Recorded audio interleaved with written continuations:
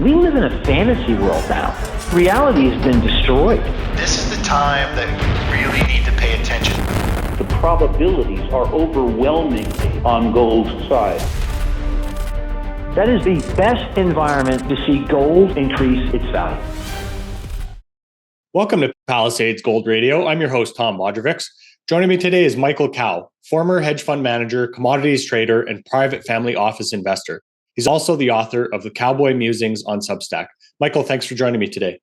Thanks for having me back, Tom. It's always great to be with you.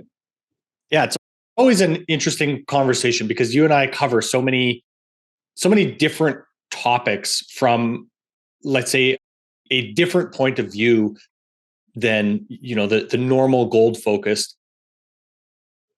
conversations that I tend to have here. So I want to kind of start today by understanding what policymakers on the world stage are facing right now, and if the policy choices in most cases are between bad and badder.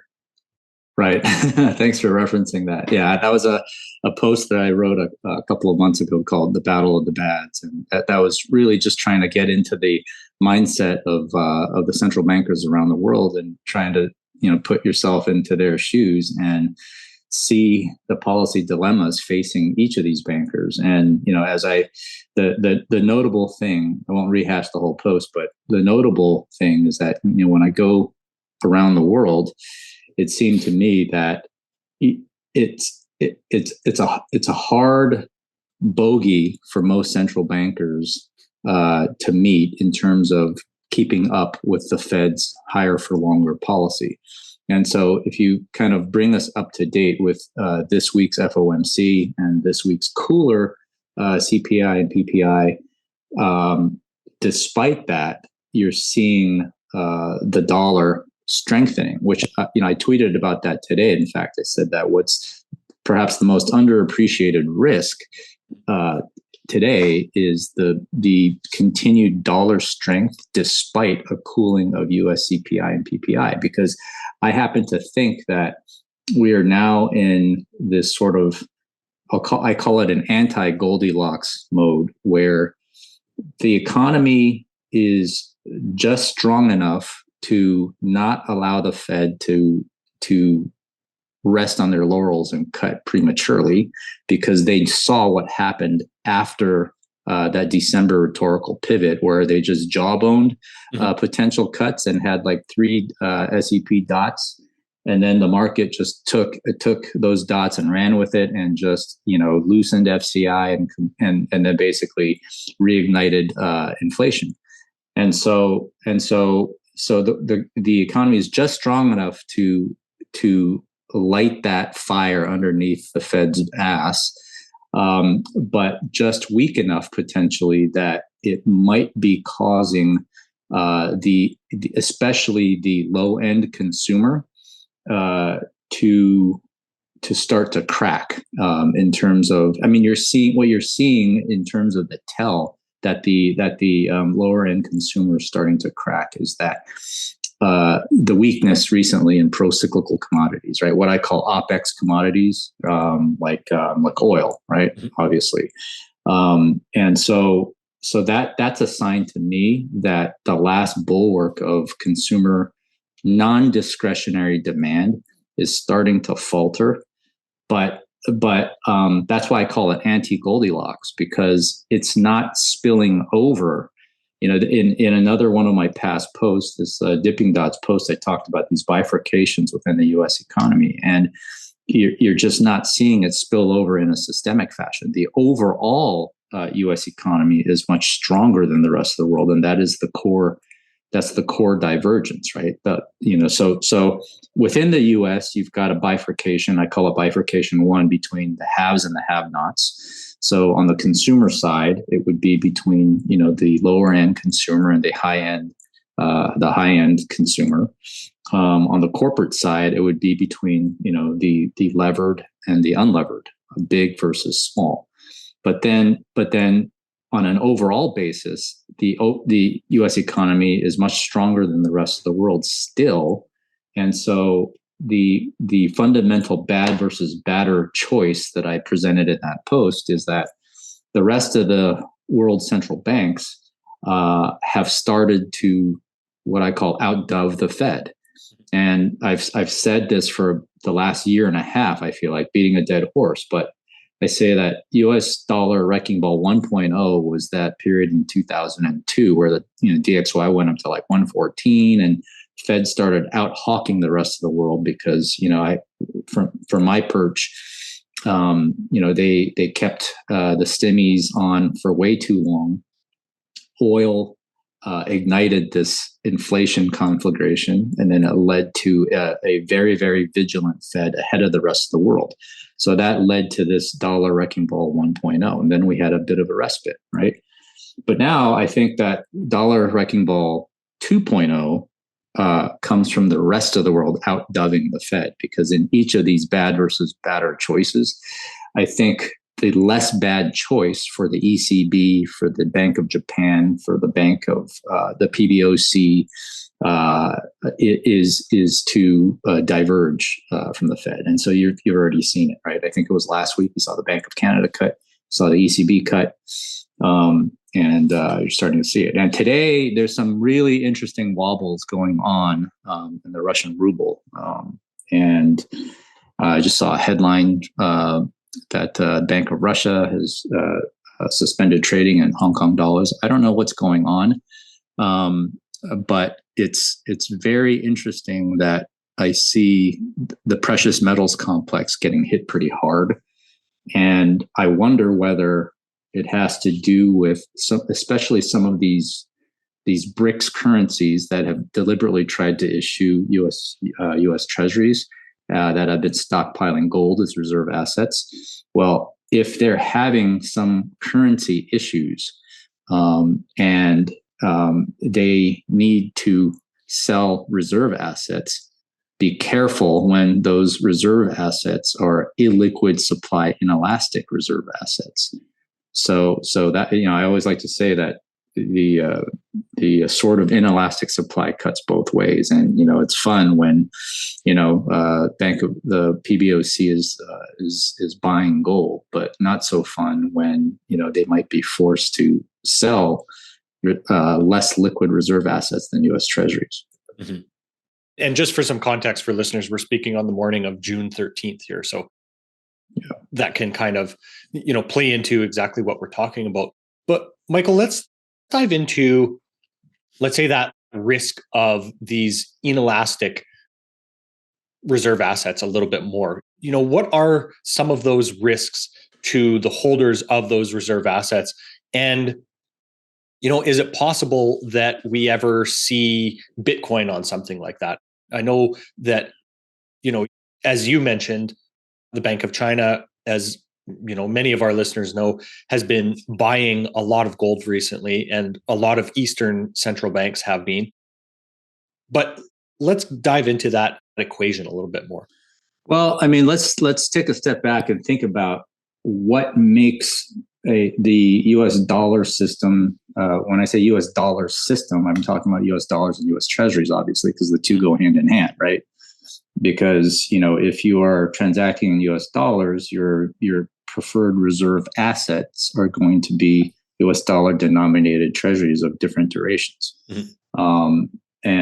And that's important to think about, because the reason why the U.S. dollar is the global reserve currency is for a whole host of reasons. It's not as if the U.S. is mandating the world to adopt the U.S. dollar as global reserve currency. The world has chosen the U.S. dollar as global reserve currency because of rule of law, liquidity, FX liquidity, deep underlying bond markets, to just name a few of the reasons, right?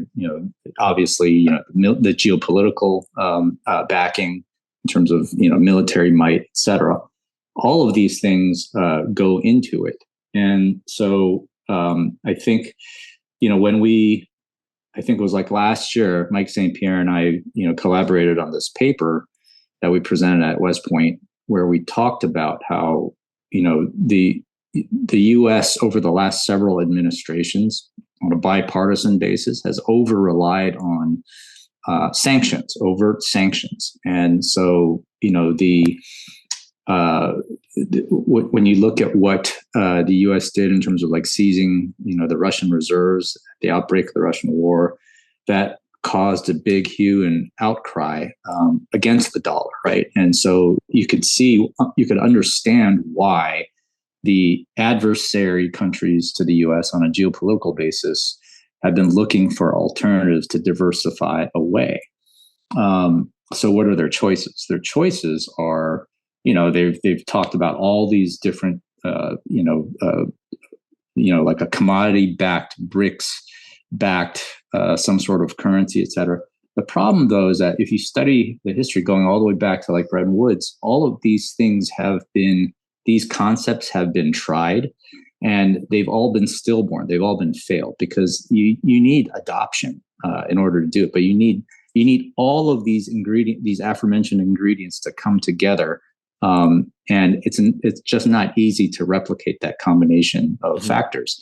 The liquidity, I think, one of the most underappreciated aspects of the U.S. dollar sort of ecosystem is this deep bond market that we have, right? U.S. Treasuries, because there's no other reserve asset that can compete with it. I think it was a couple of years ago, maybe it was 2 years ago, I wrote a piece on my Substack. I called it,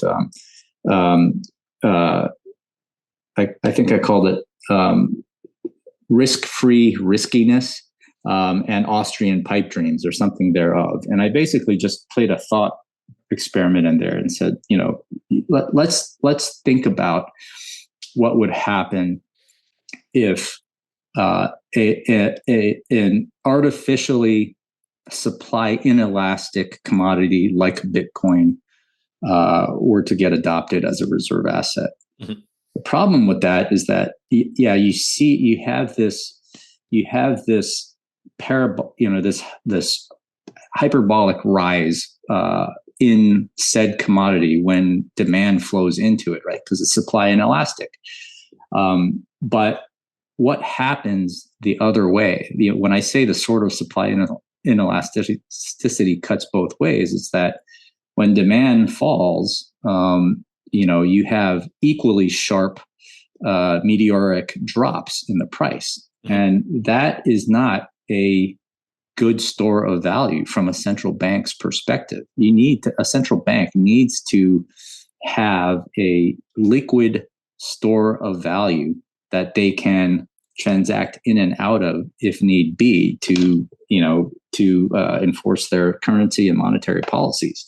So I think that is the problem. And okay, so the gold proponents would say that, look, gold has been a reserve asset for thousands of years. Mm-hmm. So why can't it be one now? Well, I concede that point, that it's been a store of value for thousands of years. The problem, though, is that since this fiat experiment has proliferated, right? Since the world became fiat based, I think of it as like the fiat Pandora's box. What the fiat Pandora's box has opened is fiat credit driven growth that the world economies are addicted to. And so if hypothetically the world were to remonetize to a hard money Austrian School of Economics, monetary standard, I think it puts that credit-driven growth model to a screeching halt. If you wind up having austerity, and there is no political regime that is willing to undertake that. So I think the issue here, the trade-off here, is that in a fiat system, by definition, you will have currency debasement over time.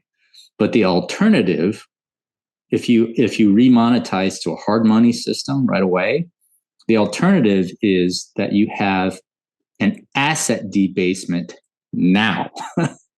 And so I think political regime, my argument, and why I call it an Austrian pipe dream, is that there's no political regime that's going to willingly suffer, let its citizens suffer a wholesale asset debasement now. They would always opt for fiat debasement over time.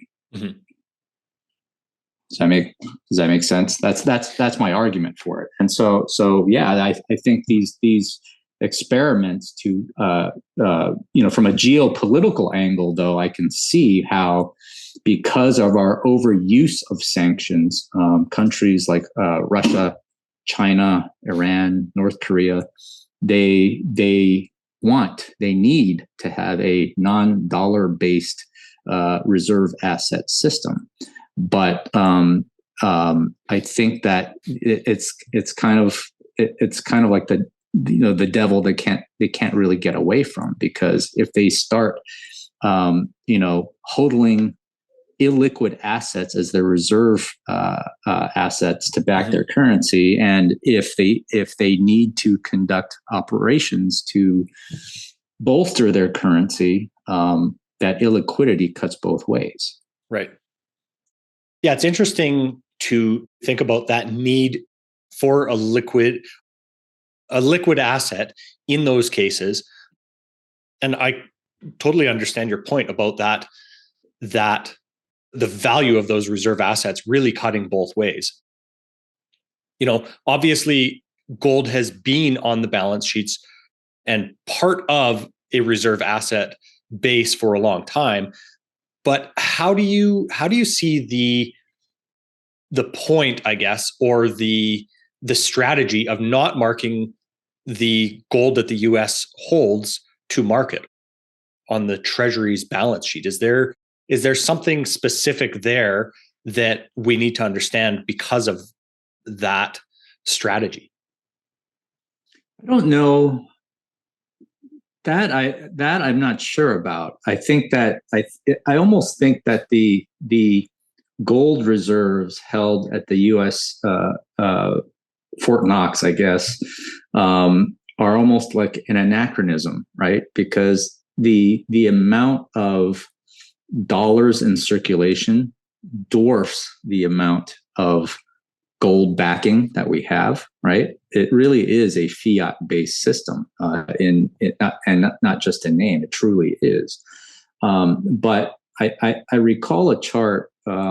Richard Duncan wrote a book that I read maybe last year that I thought was really interesting, because he was the one that started me on this path of thinking, well, now that the Pandora's box of fiat credit-based growth has been unleashed to the world, can the world go backwards? I mean, he makes this point that actually this sort of credit-driven growth dynamic is a very good thing for the world, and especially if you can channel that spending, that credit-driven growth spending in productive ways.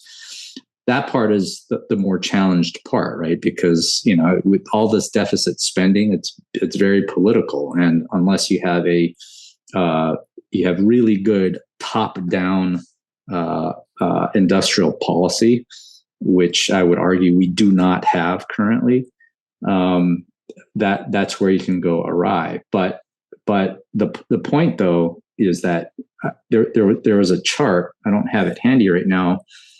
It might have been in Richard Duncan's book that basically showed, world economic growth rates. And if you look at what it's done, over thousands of years, it kind of looks like a flat line until boom, around 1850, you had the Industrial Revolution and you had a spike.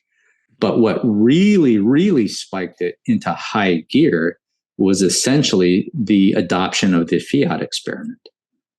And that's where world economic growth goes vertical. And so that's the challenge that I would say to the Austrian school, right? Because, okay, I get that currency debasement results in inflation over time, but I challenge the Austrian economists who are advocating a hard money standard to say, okay, you look at that vertical growth chart, and now, boom, stop it dead in its tracks. because that's what would happen if you remonetize to a hard money standard. I don't see that organically happening. Mm-hmm. Michael, that is a point that I have thought about several times. It's really hard to argue against this idea that credit has, been all bad, right? If, as you say, if we look at that chart with the understanding that inflation is bad, you kind of have to pick one, let's say one devil over the other, right? That's right. But, when we're beginning to face this fiscal dominant situation, as many people have spoken about, and we understand that we're, growing the national debt by $1 trillion every 100 days at this point, we understand this growth of the interest servicing expense on the debt. What do you see as a possible solution to the national debt or this debt situation? And is this a road that at some point comes to a dramatic end? Well, yeah, it does if you make the case that you're going to extrapolate current interest rates ad infinitum. But I think that's where I think the doomsday folks fail in their argument, because I used to have this online debate all the time.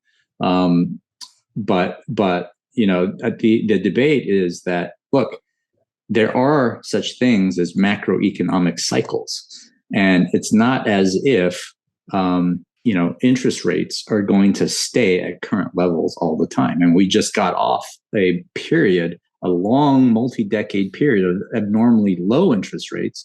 Mm-hmm. And so, yes, I concede the point that probably, forward-looking R star is higher than it used to be, but it's probably not 5.5% either.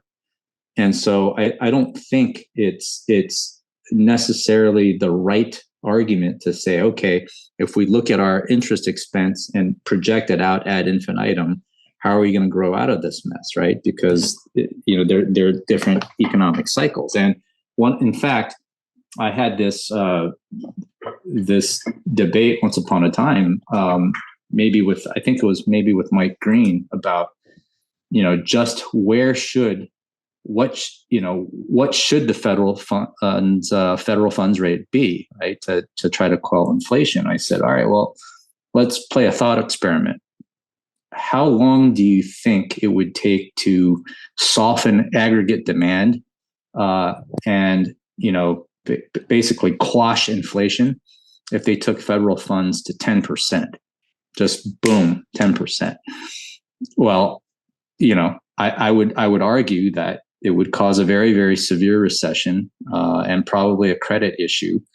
But at the same time, right, the net amount of interest expense expended by the government probably is less than what it's expending right now by basically, taking this long gradual path. And then, doing stupid things like the rhetorical pivot that, gained it nothing, but just juiced inflation even higher. Mm-hmm. I to this day, I don't understand the risk reward of that rhetorical pivot, because it gained nothing, and it was all the trade-offs were negative from the Fed standpoint. So if you're going to at least, if you really want to cut, just fucking cut. Stop saying that you're going to cut. Just do it, because then at least you're actually, saving some interest expense for the government, right? But that was just a retarded decision in my mind on Jay Powell's part. But this time, I think that he perhaps learned, and I think his comments were much more measured, despite weaker, CPI and PPI. So I think they're trying to avoid a redux of that Q1 24 response to his December rhetorical pivot. Mm-hmm. Yeah, I always find it interesting to see, without the Fed actually making a move, how the market ends up responding and tightening or loosening financial conditions based on just, verbiage. I mean, honestly, like the forward guidance with this whole like clown parade of like Fed heads, on some weeks we'll have 12 of them speaking, and like it's so counterproductive. I feel like when you go back in the Alan Greenspan days of like just him being super tight-lipped, and like the whole market, he kept the whole market guessing, and everybody was like trying to read the tea leaves in terms of, how thick is his folio today? What does that mean? Blah blah blah. I mean, in a way, it made his words more impactful when he said them, but this myriad of parading out all the Fed heads all the time, I think it defeats the purpose. It makes their credibility. It calls into question their credibility, right? Because their words were certainly impactful with that rhetorical pivot, but they didn't back it up with any action, and then the market had to completely reprice. So what kind of inflationary environment do you see that we're in right now, Michael? Do you see it, being as bad as the 70s, and what do you see as the trajectory from here? Yeah, so I actually started today's musing with an interesting chart from Deutsche Bank that is basically it was basically showing kind of like two different inflationary tracks, and it was interesting because it's basically like two different regressions of unemployment versus inflation, and it showed a bunch of dots. That showed like the post. I think they labeled it the post-Volcker low inflation environment, and that's basically the environment that we came out of. And then there was a much higher trajectory that defined the stagflationary 70s, right? That led to the Volcker moment. And where we are today is dead smack right in the middle, right? And so it's very interesting. I thought that was very interesting because I actually think that we might be carving out a new third trajectory that's kind of in between. I don't necessarily see that we are going to have inflation as bad as the stagflationary 70s.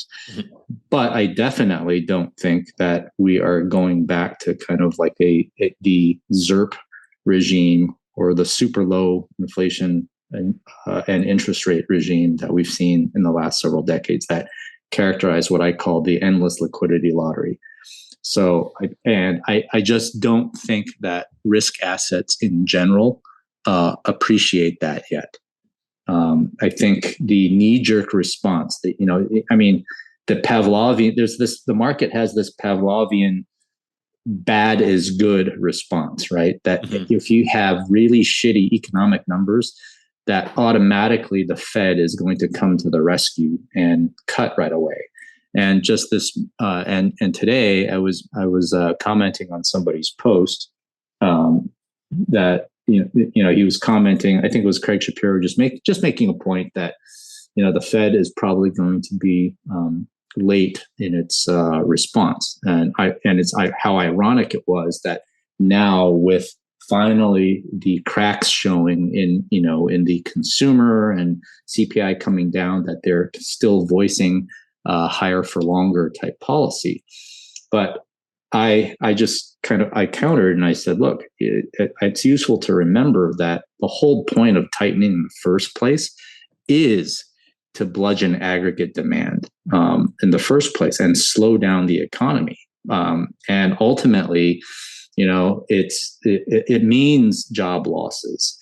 But because inflation is the most regressive tax of all, that impacts 100% of people, that is the less bad choice. Once again, it is the less bad choice. And so but I think there's still this mentality that, oh my gosh, if unemployment goes up, the Fed needs to cut right away.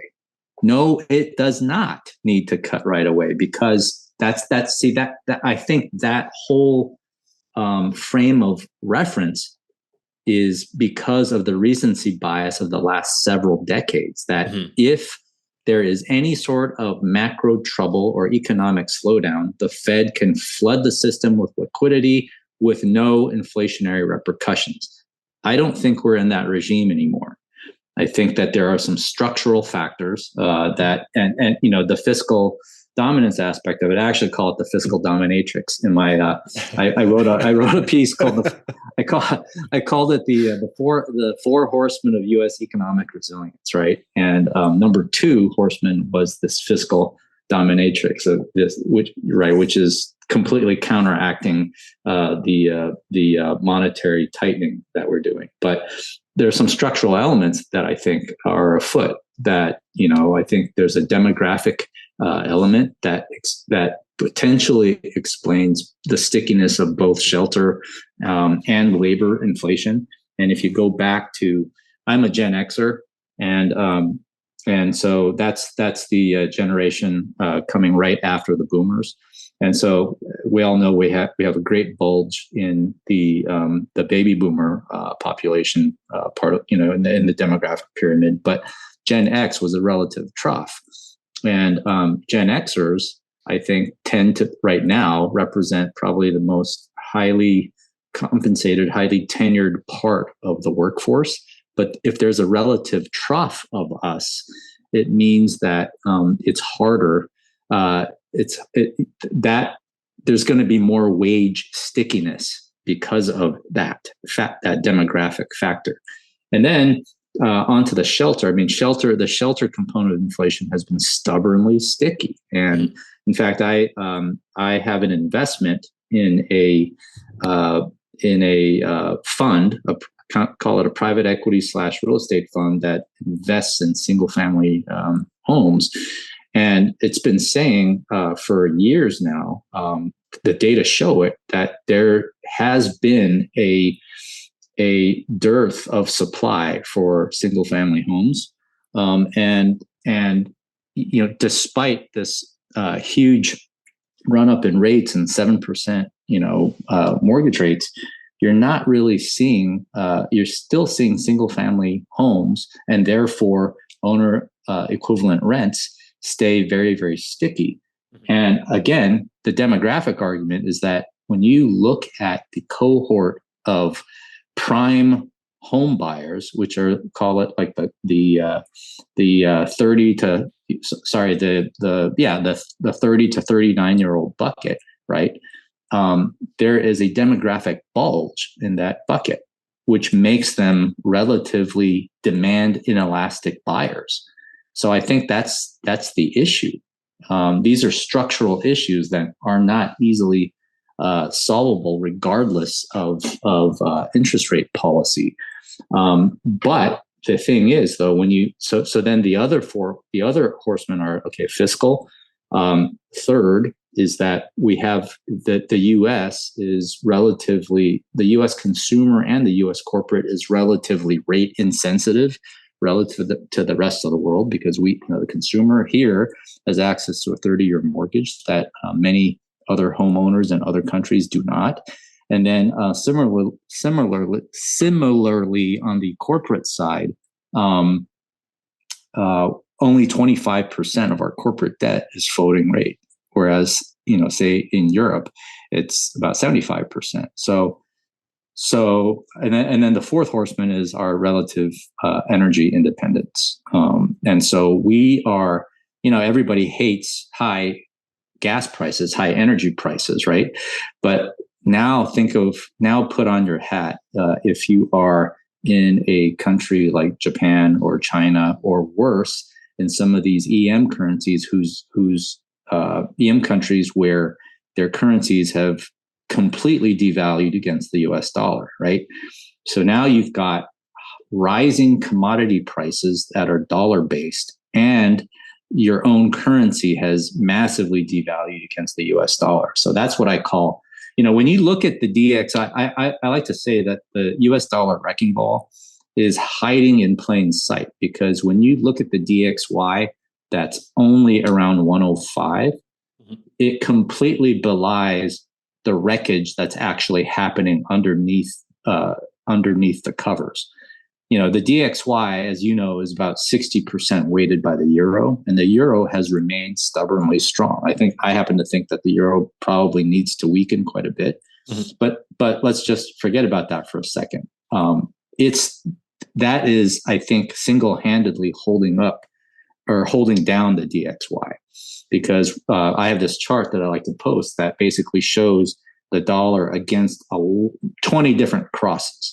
And what you see is that almost against, over the last, call it 5 years, right? Almost every single currency cross has devalued against the dollar. And there are some devaluations that are quite severe, like the Argentinian peso, the Egyptian pound, to name a couple, right? And then, I think that causes this twin wrecking ball dynamic for pro-cyclical commodities in those countries, right? When you've got high commodity prices and high dollar, it's just a double whammy effect.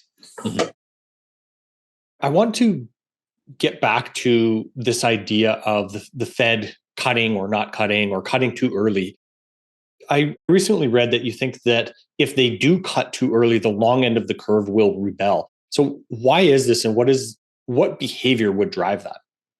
Well, again, so going back to my whole framework of why the U.S. economy is so strong for a bunch of these structural reasons, I think that if the Fed were to cut too early, the bond vigilantes will come and basically sell off the long end. And I go back to what happened in the 70s as a mental model, because I think it's very important. There are a couple lessons to be learned by studying the 70s. The first one I'll point out is that when you look at that period of, I think it was 78, 79, and 80, you basically had rampant inflation. You had the Fed start to hike the front end aggressively. And then after a couple of months after the front end hikes, you saw bear steepeners where the long end yields would also rise in sympathy, right? But to me, what was most striking was by the end of 1980, the U.S. economy was already in recession. And so at that point, the Fed wound up cutting. But they wound up cutting in a stagflationary, anti-Goldilocks type of environment that I think we're in right now. And what happened? Because the market perceived that they did not have a good control on inflation expectations. So when they cut the front end, you had the most dramatic steepener yet, this time a bull steepener. The long end completely blew out. So I think the Fed runs the risk of causing that to happen, and that if they don't do its job, the bond market will do it for them. And this is why it's also important to think about what could happen to gold. I'm very, very sensitized to this risk of a competitive currency devaluation dynamic, because if you follow through my logic of the battle of the bads, and you think that every central bank around the world, if their less bad choice is to diverge from the Fed and cut early and outdove the Fed and therefore devalue their currencies against the dollar, that can set off this chain reaction a la 1997, 98, right? And what happened during 1997, 98? What happened to gold specifically? You would think, right? Intuition would say that in a currency crisis, people flock to gold. Gold went down during Asian Contagion 1.0. And what I found really interesting is that the shape of our yield curve might have had something to do with it. Our yield curve was normally shaped at that point, where long end yields, like the 10-year yields were higher than the front end. And so my read through of this is that U.S. Treasuries were a more competitive yielding reserve asset. And so when when central banks had to devalue, they sold off the less attractive reserve asset, which at that point was gold. Mm-hmm. So it brings us to applicable lessons to today. You could argue that maybe, okay, well, now that because we have an inverted yield curve, maybe that's not the case. Maybe U.S. Treasuries are not that attractive, and maybe central banks would rather sell U.S. Treasuries. Well, that could be the case, but it could also be that there's this new geopolitical dynamic that has so far bolstered gold, right? But what I find interesting about today's price action is you're seeing precious metals sell off really, really hard. At the same time, there almost seems like a flight to safety bid in treasuries, and that's after two back-to-back weak inflationary readings, mm-hmm. right? Which is really, really interesting to me today. DXY today on June 13th, DXY is up 0.63 to 105.28. And you're seeing gold down almost 2%. You're seeing silver down 4.5%. Mm-hmm. And you're seeing, and then, related to that, you're seeing the pro-cyclical commodities also like copper getting hammered. Crude is kind of holding kind of flat, but it's kind of a counterintuitive reading, right? Because like in the past, if you saw a weak, especially weak CPI, weak PPI, right, you would expect bonds to rally and the dollar to weaken. Mm-hmm. And the fact that the dollar is having quite a big boost up suggests that there might be something afoot, something related to central banks.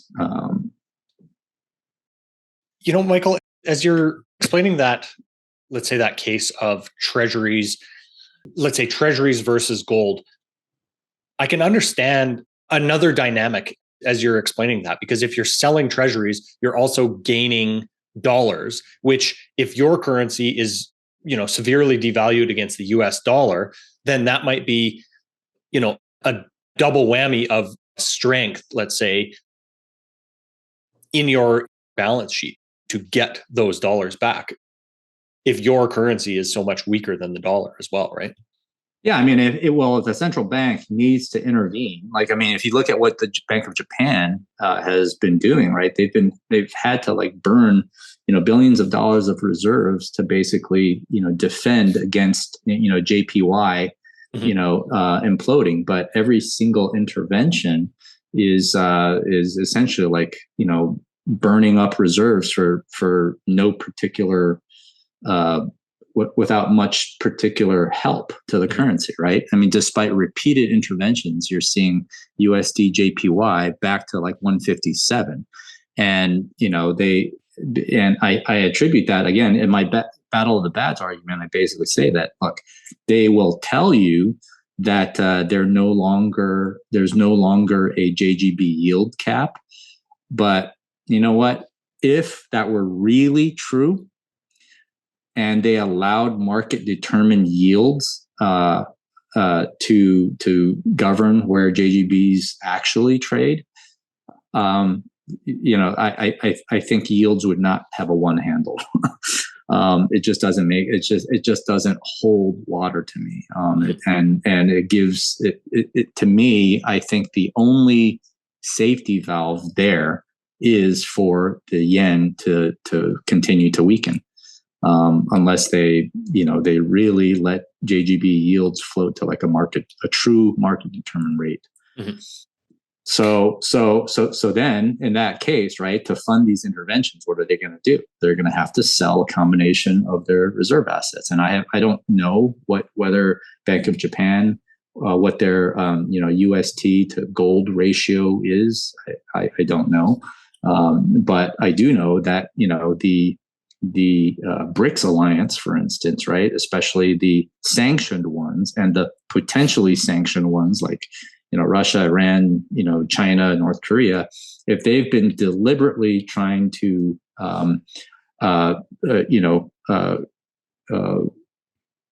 avoid further U.S. Treasury purchases and go into supply inelastic reserve assets like gold.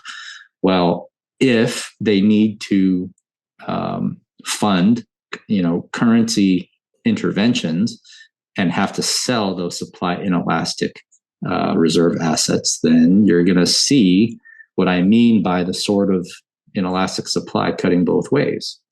Mm-hmm. Michael, you've mentioned it a couple of times. Can you remind us what the Goldilocks trade is? Well, the Goldilocks trade is where the economy is, not too hot and not too cold, right? Where the Fed can cut. The Goldilocks trade basically is this low inflation environment of the last several decades, the low interest rate environment, where every bout of economic weakness can be met with a flooding of the system with liquidity with no inflationary repercussions. And what I call the anti-Goldilocks trade is exactly the opposite. And a stagflationary backdrop, which is what I think we are in, is potentially an anti-Goldilocks trade, because what I think can happen, right, is that especially when you start to see one of the biggest tells that the consumer, especially the lower end consumer, is spent, and that the last bulwark of non-discretionary consumer spending is starting to weaken, is pro-cyclical commodities, because at the lowest deciles of income, right, we're talking people that don't own assets, right? They don't own stocks or bonds. They can't afford to own their home, so they are payers of rent. And a huge chunk of their paycheck goes towards the non-discretionary purchases of gasoline, food, and rent. And so when you start to see some of these pro-cyclical OPEX commodities start to flag, it's a sign to me that lower end consumer is starting to buckle. But the problem, though, again, is I call this K-shaped recovery that we have within the U.S., right? There's a huge difference between the haves and the have-nots. I just described the plight of the have-nots. At the same time, I just went out to lunch with a friend of mine who, has owned a luxury watch boutique in my neighborhood for decades, and his business is booming so much that for the first time he's opening an additional branch. And it boggles the mind, right? Mm. It's the wealth divide is getting worse for sure, so I see that happening. But what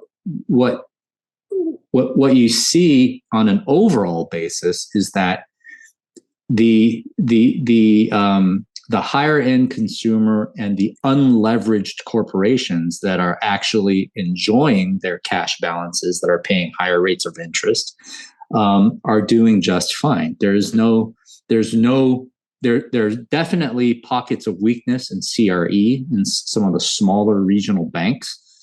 But given how big some of the too big to fail institutions are, like JP Morgan, where they just simply have no credit, no systemic credit issues, the overall economy is fine. You know what I mean? And so, but that to me is the potential for an anti-Goldilocks situation, because if the overall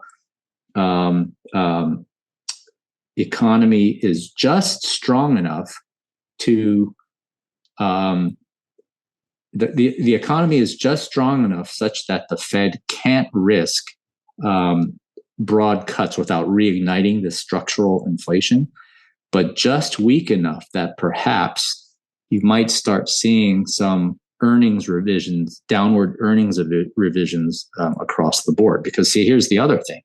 I'm not necessarily saying that we're going to go into this huge economic crash, but I think that where U.S. equities are priced, especially large cap tech, they are building in forward expectations for earnings that are quite ebullient.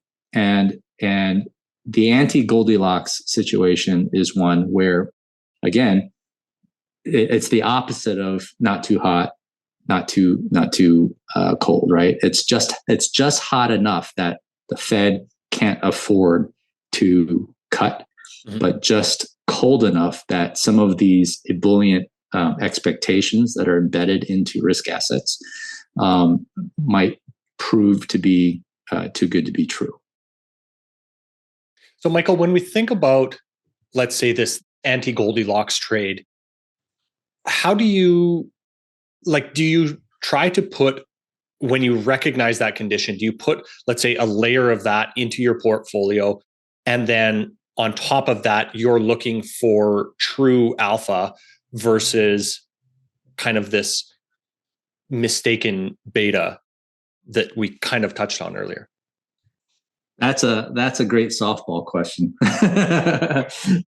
Because one of my latest pieces was, I called it, "Is alpha masquerading as beta, or is, in a desert is alpha a mirage in a desert of beta?" I think that was the name of my piece. And the point is that true alpha is really, really hard to find. And maybe let's just define the two. Yeah. So if you think about it, right, these two concepts go back to the capital asset pricing model, which basically says that the expected return of an idiosyncratic investment is essentially the beta of it times a market risk premium plus this alpha component that's not explained by the regression.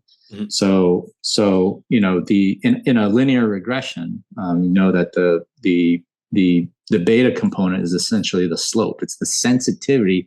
Think of it as the sensitivity of your idiosyncratic investment to the market return. And so, most hedge fund managers are supposed to be alpha hunters, right?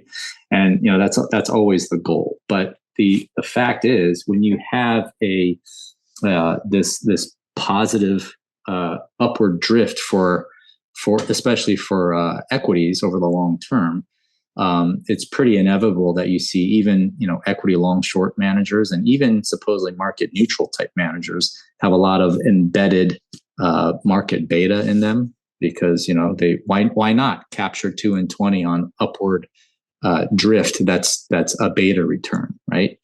But so to answer your question, like for my own positioning, I very much am worried about having hidden betas in my portfolio, because now as a family office investor, I also invest in other funds and strategies, and I take great care in trying to allocate strategies that are orthogonal to my own skill set and orthogonal to general stock market beta. So I'll give you an example. So I'm invested in a couple interesting multi-sleeve funds that invest in a variety of sectors that provide capital to small to medium enterprises, sometimes funding aircraft landing gear, working capital, sometimes funding the inventory of for precious gemstone dealers. One invests in rural car washes. One invests in aging bourbon barrels. These are all, there are different ways of making a return, right? Mm-hmm. And I view these ways as relatively uncorrelated ways of making returns, uncorrelated general markets, right? But the hidden beta comes from when, if there is a big economic downturn that swamps everything, correlations pick up across the board. And even what you think of as something that's orthogonal to market direction might become correlated. So aside from diversification, in my own trading accounts, I have what I call I call it a macro capital structure arbitrage. That's a mouthful. Let me just unpack that a little bit. So I want to have exposure to in my trading account. I want to have exposure to a combination of get paid while you wait strategies, like credit driven strategies that yield a lot of positive carry. And and then the other side of that is to be long event driven situations that have explicit exit strategies defined. Like if there's I'll give you an example. At the end of last year, I wrote a piece talking about my idiosyncratic allocations that I don't normally talk about. And one of my biggest winners was this name MBI, and I'm still very large holder of it. It's just this insurance company, a municipal insurance company that's in runoff, trading at a fraction of its adjusted book value. And the value unlocking proposition is that they're waiting for resolution of this Puerto Rico bankruptcy process such that they can either sell their company or upstream income. And so, last year, this was a $6 stock when I really sized up on this position. And at the end of the year, they a $6 stock paid an $8 a share special dividend. Wow. Yeah. And the thesis is that there's more of this to come. And so these event-driven situations have zero to do with what the stock market is doing. So that could happen even if the stock market crashed. And that's what I define as true alpha. That's these situations are few and far between. They tend to be in overlooked corners of the market that have either some sort of capital structure uncertainty or complexity or legal complexity.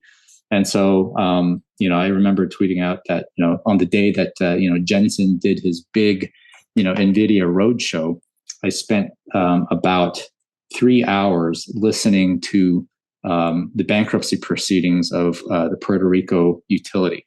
Really, really boring stuff, right? But to me, that's where you find true alpha type opportunities.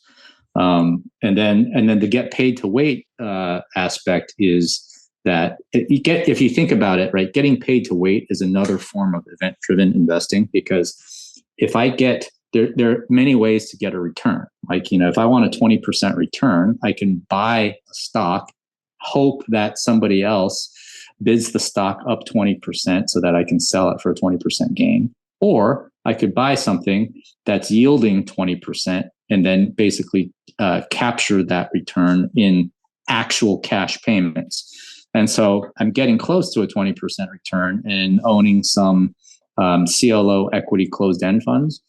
And it's probably beyond the scope of this interview to talk. I've written a couple of primers on why I like the CLO structure as a resilient credit structure, even in the face of an overall economic slowdown, because the CLOs are collateralized loan obligations. They often are misunderstood because people think CDOs, collateralized debt obligations, which blew up during the great financial crisis. But in that situation, the reason why some of these CDOs blew up is because the underlying feedstock collateral that was being securitized were, call it, triple B, double B type loans. And so, there was this Rumpelstiltskin effect where, they were taking in double B feedstock and then securitizing it and tranching it up into triple A. But I mean, if your feedstock is double B, how can you call any part of it double A, right? And so that's how people really got killed. And that was how the people in the big short trade actually made a boatload, by recognizing that was a complete farce. But with the CLO structure, the underlying feedstock is this universe of 1.4 trillion of broadly syndicated corporate loans. And so that is definitely not the same thing as, securitizing double B feedstock, right? Of course, you're going to have dicier credits within there. And yes, there has been this trend towards relaxing loan covenants, but there's also, so anyways, long story short, there's different ways that I'm trying to get alpha. And then I use some of that positive carry to fund put strategies on, various things to hedge myself. So when you were describing that, Michael, it seems like in a way you have almost like an informational advantage when it comes to identifying those true alpha situations. Is that the case? And, in a way, does that almost become a characteristic of a true alpha opportunity? Well, I would argue that to find true alpha opportunities, you do need to have some sort of informational advantage. And in this day and age, in my alpha versus beta piece, I wrote about how there are different ways that you can define different ways that people achieve their alpha, right? Because you could say that in the rarefied, macro world of Stanley Druckenmiller and Paul Tudor Jones, right? You have some guys whose alpha is really their talent in being able to hitchhike different betas, right? Someone like Druckenmiller and Paul Tudor Jones, they are very, very adept at identifying specific beta trains or beta waves and then hopping on and hopping off. But they are few and far between. The reason why it's so difficult to be a consistent alpha generator in the world of macro is that in the world of macro, alpha generation is successfully hitchhiking different betas. Mm-hmm. And to do that on a consistent basis is very, very difficult, and few have that talent. And Druckenmiller certainly does, and Paul Tudor Jones certainly does. But we're not Stanley Druckenmiller. Most people are not Stanley Druckenmiller and Paul Tudor Jones. In the world of stock picking, people like Warren Buffett and Seth Klarman come to mind, where they have their alpha has been just their ability to pick stocks over long periods of time.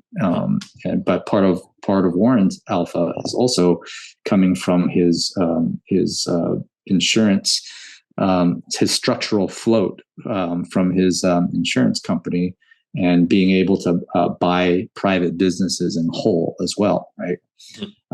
But then there are a whole host of hedge fund strategies that then you look at someone like a Jim Simons at Renaissance, where he's been able to build a black box that generates true alpha from this black box that he's built. But again, these are rare, very, very rarefied few that can do that. And so, if I can't replicate the black box of Jim Simons, and I don't have the skill of a Warren Buffett or a Stanley Druckenmiller, where I can try to even out the odds. I call these investment hacks. I try to look for situations that number one are very, very off the beaten track, where it's easier for me to have an information asymmetry. And then I look for situations, and this is something that I don't see addressed that much in in Twitter or Substack or anybody. But I wrote a piece a while ago about the importance of exit strategies, and the reason why I like in event-driven situations is that the exit strategy is predefined. The most difficult part of beta hitchhiking is identifying when to get off that beta wave. It's much, much easier said than done. And then the most pernicious form of hidden beta is in the commodity world, because if you are if you are invested in commodity stocks like gold miners or oil producers, right? You can get very lost in the weeds in thinking that you found true alpha when really your bet is a leveraged commodity beta bet. And so you can really juice your returns if you get the commodity beta right and you get the alpha component right in terms of picking a good stock in a sector. Mm-hmm. But the alternative can happen where you think that you're taking an alpha opportunity and you get the macro wrong and the negative beta totally swamps whatever sort of alpha you might have had. Mm-hmm. Right. And so I think that's something that I'm very cognizant of. I myself have fallen victim to that in the past. And I try to protect myself against that. Mm-hmm. Excellent, Michael. Well, I think that's a good place to kind of wrap up for today. Is there anything that you'd like to leave our listeners to think about or to mull over before we do? We covered a lot of ground, and you always ask great questions. I really appreciate you as an interviewer. So this has been fun, organic discussion, totally unscripted, but we covered a lot. Mm-hmm. Absolutely. Of course, for those that want to read more of posts, they're all available at urbancowboy, KAOBOY.com. That takes you to the Substack that you put a lot of work into. And I appreciate, looking at these things from a different perspective, because there's so many of the topics that we covered today that, there are different ways to look at and to open your mind to those different interpretations of this data, of these situations, I think is really important. And of course, you're an excellent Twitter follow as well, at Urban Cowboy, KAOBOY. Michael, thanks so much for your time today. I really appreciate it. Thank you. Really appreciate it. This podcast is for general informational purposes only. Nothing on this podcast should be taken as investment advice. Guests on this show are not compensated for their appearance. Listeners are urged to educate themselves and make their own decisions. Do not base any investment decisions on the information contained. To view our full disclaimer, please visit our website.